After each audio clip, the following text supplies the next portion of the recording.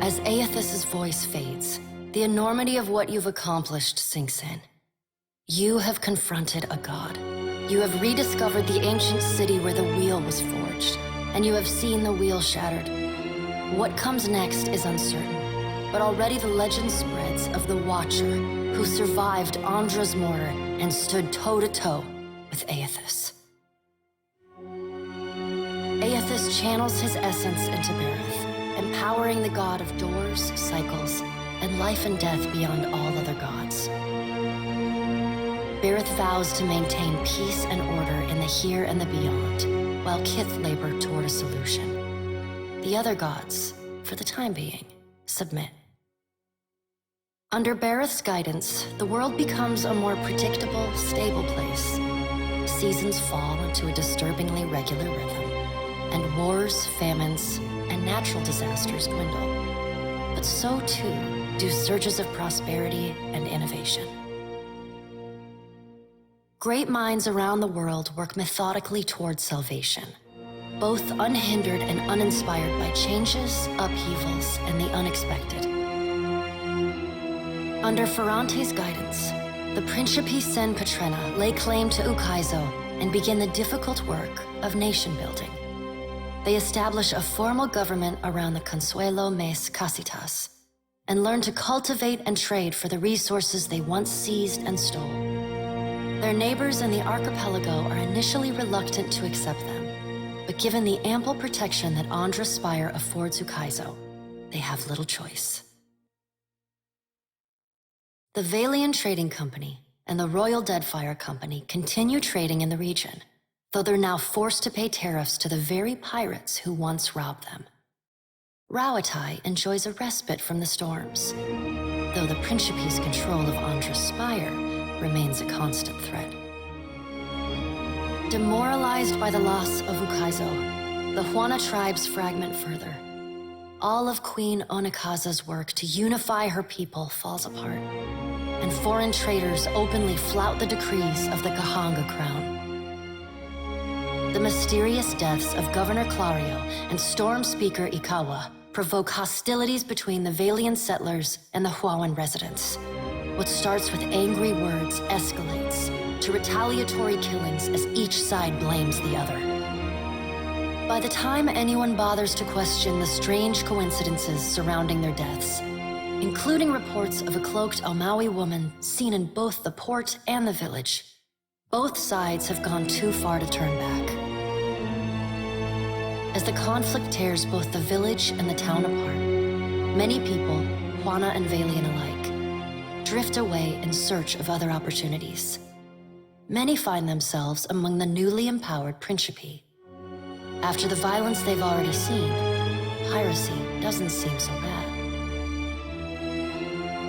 As the balance of power changes in Deadfire, so too does Nekataka transform. Pirates, smugglers, and other criminals flow into the city, openly flouting its laws. The pirates continue smuggling food into the gullet, and the Raparu embrace their benefactors, aiding and concealing their smuggling operations. Over time, the gullet becomes a hotbed of piracy. The loss of Skiorelifus' essence weakens the Water Shapers Guild. Their power wanes and their influence fades. The art of water shaping survives as an arcane curiosity. Your brief encounter with Letharn proves deeply influential for the children of the Dawnstars. He comes to recognize his nightmares and the scene at Hisongo as Eothas' final warning to his people. Unite in strength and faith, or perish forever. As word of Eothas' deeds at Ukaizo spreads, his fellow Dawnstars take this message to heart.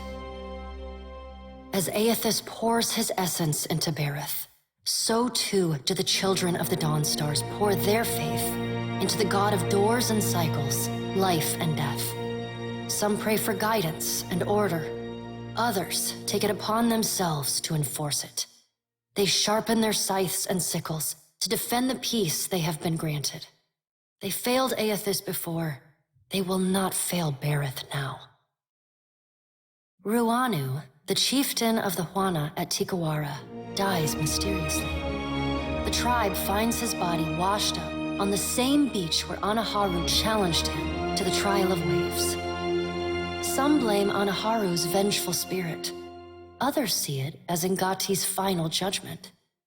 And a few speak of a strange man seen lingering in the village.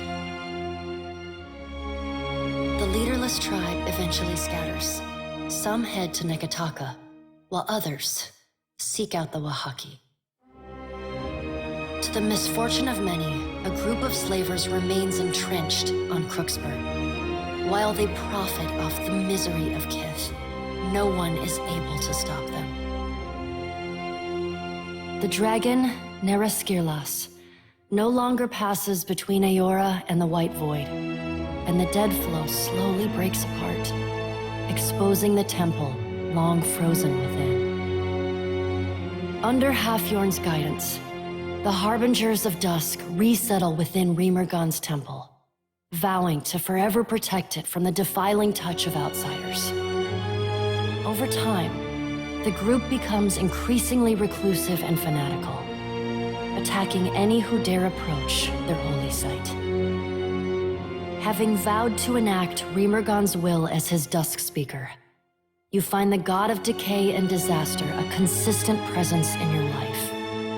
You soon learn that there are innumerable objects, institutions, and people in need of ending. And the Beast of Winter does not hesitate in tasking you with ensuring those conclusions. Utterly corrupted by the tooth of Tawamawai, the Adra at the primal island of Kazuwari continues to remain separated from the greater beyond. As increasingly anguished spirits roam the island in search of essence, blights form with greater frequency. The wildlife suffers, and the jungle thins as Kazuwari slowly dies. Weakened by the events of the island, Galawain retreats further from the intrigues of the gods. Rumors spread of his displeasure, as those godlikes touched by the Father of Monsters begin dying mysteriously across the whole of Eora. The faces of the hunt continue to rule the Crucible and Galawain's, or rather, Tawamawai's name. The trials summoned by the statue grow deadlier with each season, until only those rare few willing to brave the gravest of dangers seek out the bloody ordeals of Kazuwari. Like the other souls following in your wake, Muatu eventually yearns to move on to the beyond and the wheel. Stymied by Eothas' actions, however, he settles on returning to Kazuwari, where he joins the choir of souls that echo throughout the Crucible. Hundreds of Kith, and no small number of Wilder and Primordials, flee from the Black Isle, their minds a confused collection of inconsistent and contradictory memories. Each escapee bears knowledge that was once lost, and agents of the Hand Occult across Eora work tirelessly in the years that follow to hunt down and end these fugitives. They find far fewer than they hope. Released from their bondage to the sightless eye, the Vithrak of the Halls Obscured abandon the Black Isle and resettle in the deepest and darkest recesses of the ruins beneath Nekataka.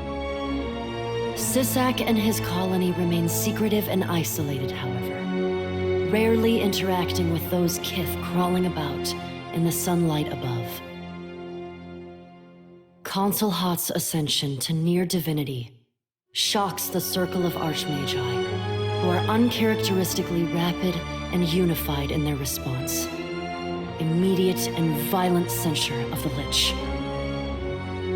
Consul Hot's titanic form weathers the magical attack, however, before disappearing into the depths of the Deadfire. He likely lurks in the deepest darkness of Andra's realm, plotting, scheming, and awaiting a time he might rise again to reclaim his rightful authority. Though your adventures alter the destiny of Eora and the balance of power in Deadfire, they also leave a lasting mark on those who travel at your side. Your companions find themselves changed in ways both big and small. Adair takes his leave from the Defiant at the first port you reach. He does not share his intentions, but you later learn he has secured passage back to the Deerwood.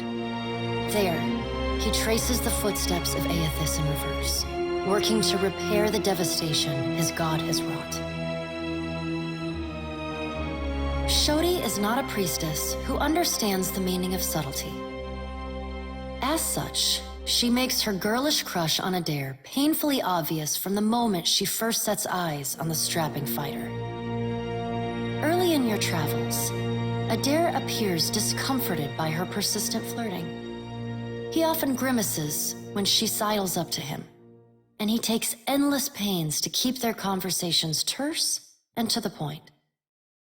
But after a little smoothing on your part to nudge them in the right direction, Adair makes an effort to view Shodi with an open mind.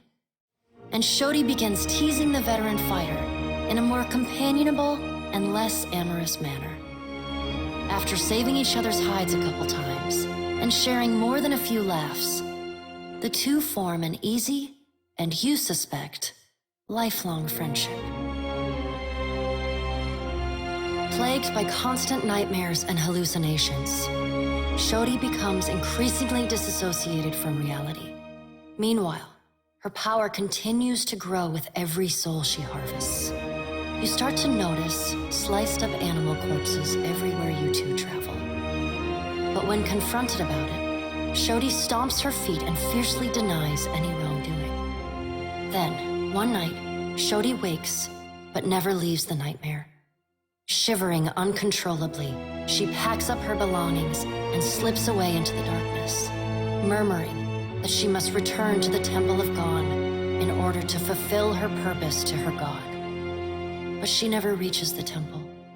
None of the Dawn Stars know what's become of her, aside from disturbing rumors of a harvester ravaging the southeastern islands in the Deadfire, leaving a trail of blood in her wake. Though the two of you no longer travel together, Shodi holds fast to the memory of you in her heart, remaining your fierce and doting girlfriend, faithful even in her absence. You receive a missive for every day apart, though they often arrive in a single bundle some weeks or months past. In them, she writes of how she misses you, how you are like a fire that burns inside her, how one day surely you will be reunited again. Until then, she prays for your safety as she continues to labor in service to Gon. Aloth renews his commitment to transforming the Leaden Key from a tool of secrecy and oppression into a watchdog organization. With the wheel broken, he reasons the world will need wise and responsible leadership more than ever. It is a lofty goal, and one he does not expect to finish in his lifetime. But if there's one thing he's learned from the Watcher, it's that a single person can change the world. You let Remaro go, and the former pirate ostensibly set sail for the trade lanes of the Eastern Reach, the Edier Empire, Old Valia, and the Republics. For the remainder of your time together, Seraphon seems, if not exactly happy, at least contented with the outcome of your confrontation with his former mentor at Sayuka. And yet, when the two of you part, Seraphon seems emboldened, invigorated by a new sense of purpose. He buys you a drink, toasts to the Deadfire, says let's see if we can make something worth a shit out of what's left of these Principe swabs, and sets sail the next morning. In the years to follow, rumors occasionally reach you of the Blue Orlan pirate of the Deadfire, a privateer captain as keen to free slaves or fight for an influence as he is to plunder and pillage. Pleased with the Navy's conduct throughout the Deadfire campaign, Maya returns to active duty. She can find a free drink and a sharp salute anywhere she goes in Rawatayan territory. In recognition of her performance, the Navy attempts to give Maya less strenuous work. She flatly refuses, throwing herself into the fray whenever she can. Her rifle never has time to cool. Though Maya's covert assignment in the Deadfire is considered a success, few claim knowledge of it or openly congratulate her. She receives no praise beyond knowing glances or the occasional raised tankard from her countrymen. She never responds. She looks forward to seeing her brother again. So does Ashiza. Tekehu distances himself from the problems of the Deadfire, giving the tribes a reprieve from godlike omens. And Gati's silence speaks volumes. The Huana grow to rely on each other, paving a new way forward divorced from their traditions. Soon after he departs Nekataka, distant tribes report of unusual and salacious water sculptures appearing on the shores. These quaint visitations are widely celebrated, the identity of the artist ever an open question. Your farewell is short and cordial. Nothing further needs to be said, and you wish each other well. Tekehu does not look back. The sea feels restless in his absence. Your pursuit of Eothas and your journey to Ukaizo signal the end of forces that have shaped the lives of Kith and the course of nations. The cycle of reincarnation has been broken.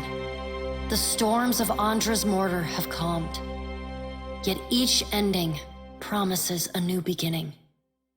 As the sun rises over Ukaizo, Kith turn their gaze eastward, wondering at what lies beyond, and at the world they will fashion for themselves.